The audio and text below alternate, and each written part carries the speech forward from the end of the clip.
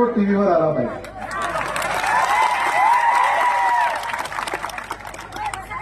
मी राहुल गांधींना तुम्ही आश्वस्त केलं पाहिजे. टीव्हीला माधवराव पाटलाचा फोटो आला पाहिजे आणि त्याच्या बाजूला थम्स अप येतं ना निकालाच्या वेळा असं, म्हणजे माधवराव पाटील आघाडीवर आहे. मतमोजणी काही तास होईल. सायंकाळी तुम्हाला निवडणूक अधिकारी तुम्हाला निवडून आल्याचं प्रमाणपत्र देतील. प्रमाणपत्र घ्या, फोटो काढा, सगळ्यांचे आभार माना आणि मुंबईची गाडी धरा.